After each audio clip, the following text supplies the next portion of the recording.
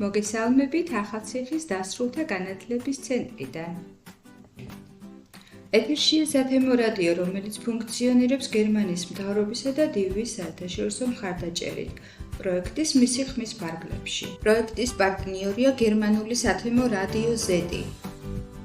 პროექტის მისი ხმის ფარგლებში შეიქმნა 12 სათემო რადიო საქართველოს სხვადასხვა რეგიონში. ამ ქსელის მიზანია ხელი შეუწყოს ქალთა გაძლიერებას და მათ ჩართულობას საზოგადოებრივ ცხოვრებაში. ჩვენი რადიოს მოსმენა შეგიძლიათ ონლაინ ვებგვერდზე HerVoice-G. ჩვენ კი შევეცდებით შეგიქმნათ სასიამოვნო განწყობა და ერთად გატარებული დრო იყოს დასამახსოვრებელი. თქვენთვის ეთერში მუშაობს ნინო ფატარიძე.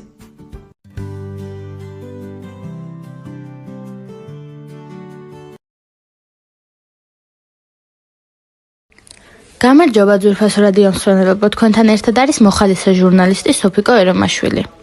ჩვენთვის დიდი სიამოვნებაა წარმოგიდგინოთ ჩვენი ახალი რუბრიკა, სადაც განვიხილავთ თუ როგორ აღნიშნავდნენ ახალ წელს საქართველოს სხვადასხვა კუთხეში. გელოდებათ საინტერესო ისტორიები, ტრადიციები და განსაკუთრებული მომენტები, რომლებიც თითოეული კუთხისთვის უნიკალურია. აფხაზეთი. აფხაზეთში ახალ წელს ხეჩხუამას ან აჯირნუხიას ეძახდნენ და განსაკუთრებული ზარზეიმით 31 დეკემბრის ნაცვლად 13 იანვარს აღინიშნება. აქ ძველით ახალი წელი, განახლებისა და სამყაროს შექმნის სიმბოლოა. აფხაზურ საგვარეულო სახლში დიდი სამზადისი და ჟრიამული იყო ყოველ ახალ წელს, სადაც მთელი ოჯახი და სანთესაო იკრიბებოდა. საახალწლოდ საგანგებოდ გახსნილი ქვევრიდან სვავდნენ ღვინოს და სპეციალურად ამ დღისთვის გამოცხობილ თაფლიან და ნიგვზიან ქადებსა თუ აფხაზურა პურებს ამზადებდნენ და შემდეგ ყველანი ერთად მიირთმევდნენ მას. ერთ დროს ამ მხარეში წარმართული ტრადიციაც არსებობდა. როცა ოჯახის ერთ-ერთი წევრი პირუთხს კლავდა და მისი ღვიძლით, ფილტვითა და თირკმლით მიდიოდა სოფლის სალოცავში. იქ კი როცა ლოცვას დაასრულებდა, ღვინოს ასხურებდა ხატებს და მხოლოდ ამ რიტუალის შემდეგ ბრუნდებოდა სახლში, სადაც ოჯახის წევრებს ულოცავდა ახალ წელს. აფხაზეთში ასევე იყო ჩიჩილაკის ტრადიცია. აფხაზეთში ისევე როგორც საქართველოს სხვა კუთხეებში სამჭედლო წმინდა ადგილს წარმოადგენდა და აფხაზების ყველაზე მნიშვნელოვანი საახალწლო რიტუალით სამჭედლოში სრულდებოდა.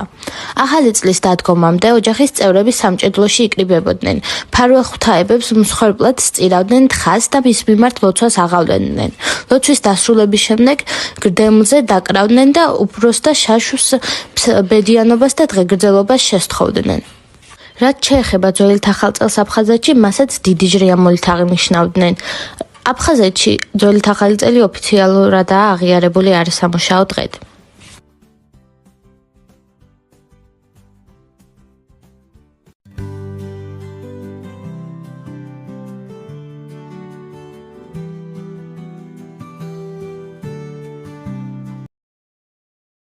გენდერული ტერმინი სლათ-შეიმინგი.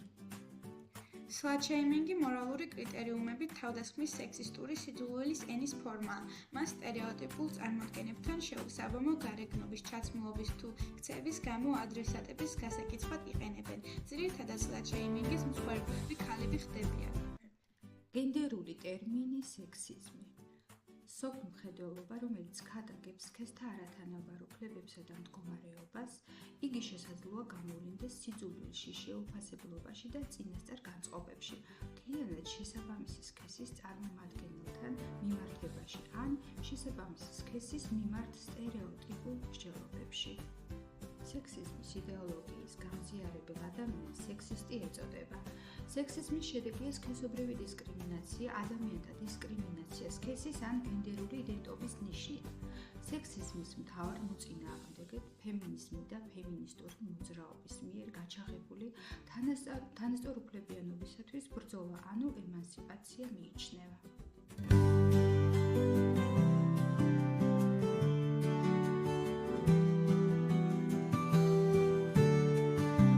მიზოგინია წარმოადგენს სექსიზმის უკიდურეს ფორმას, მოიცავს ქალების დისკრიმინაციას, დამცირებას და უფლებების შევახვას.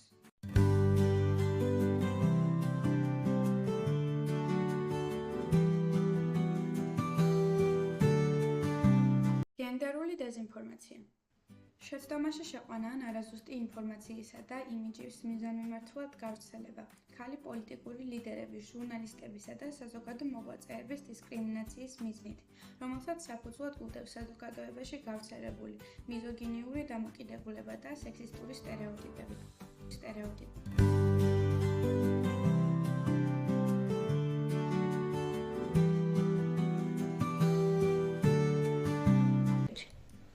ჩვენი დღევანდელი ეთერი დასასრულს მიუახლოვდა გემშვიდობებით საუკეთესო სურვილები და უკეთესი მომდევნო დღეების იმედით. ბოლოს კი გიტოვებთ სერიალს, რომელიც ვფიქრობ სასიამოვნო განწყობას შეგინარჩუნებთ.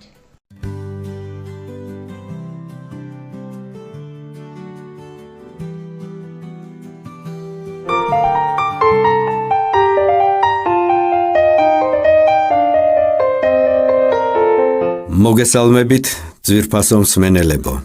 ერთი კვირა გავიდა, მე ვარ ბატონი დიმიტრი და ჩვენ ისევ პირდაპირ ეთერში ვართ.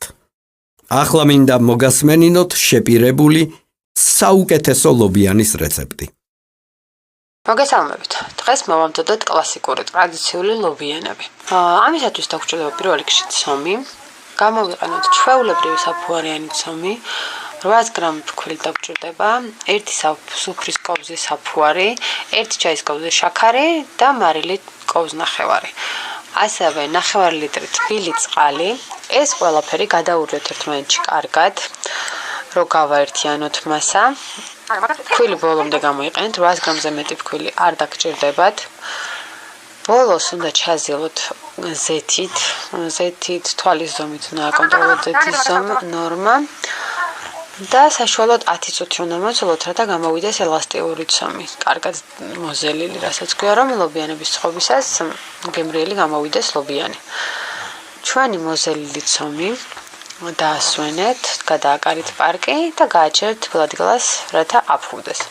ამასობაში მოვამზადოთ გულსართი, მე მოვხარ მინდვრის ლობიო, ძალიან გემრიელი იყო და მე მიყვარს ლობიანში ხახვი, ამიტომაც ერთი თავი ხახვი დავჭერით წვრილად ძალიან და მოვთუშე ზეთში. თუ თქვენ არ გიყვართ ლობიანში ხახვი, ამ შემთხვევაში ხახვს რომ მოვთუშავთ, გადაწურეთ ზეთი და მხოლოდ გამოიყენეთ ეს არომატული ზეთი, რომელსაც ხახვი მისცემს თავის არომატს და ძალიან უხდება. ასევე უნდა დავუმატოთ მარილი და პილპილი გემოვნებით. მე ამ შემთხვევაში სხვა დამატებითი არანაირი სუნელი არ გამომიყენებია. და მოუზილე ესეც კარგად უნდა გადაურიოთ ერთმანეთში, რომ ერთგვაროვანი მასა მიიღოთ. და გეტყვით ერთ საიდუმლოს, გული არ დაგეშლებათ, ცალ-ცალკე არ წავა, თუ ლობიოსთან ერთად მოხარშავთ ერთ კარტოფილს და გაატარებთ ამ კარტოფილს საერთო მასაში გადაურეთ. იქნება ერთგვაროვანი მასა. მადლობა ყურადღებისთვის, ნახვამდის. შენაგაშენა ღმერთმა. გისმენთ, თქვენ პირდაპირ ეთერში ხართ. გამარჯობა, მე ირმა ვარ 42 წლის. ბავშვობიდან წერ ლექსებს, მაგრამ არ მიბეჭდავენ. სადაც არ გავაგზავნე, ყველგან უარით გამომისტუმრეს. თან მეუბნებიან ძალიან კარგი ლექსებიაო, მაგრამ აი თქვენთანაც ვაგზავნი. ეს ლექსი გუშინ დავწერე. დიახ, გისმენთ, ვეცდებით დაგეხმაროთ, გისმენთ. სახლი ქუჩის ბოლოს. მე მარტოობის სევდამ დამრია ხელი, ამ ქუჩის ბოლოს ის სახლი დგას რომ გელოდა. და ახლაც გელის და დარდობს, იქნებ ვეღარ ცნობ ნაცნობ ადგილებს, იქნებ შენც მეძებ, მაგრამ არ გახსოვს სად დგას ის სახლი. ამ სახლს კი ახსოვს ყველაფერი, შენი თვალები, შენი ხელები, მას შემდეგ ბევრი გავიდა წელი, გელი იქ სადაც ბევრი წელი გელოდი. კიდევ ერთი ლექსი მინდა წაგიკითხოთ.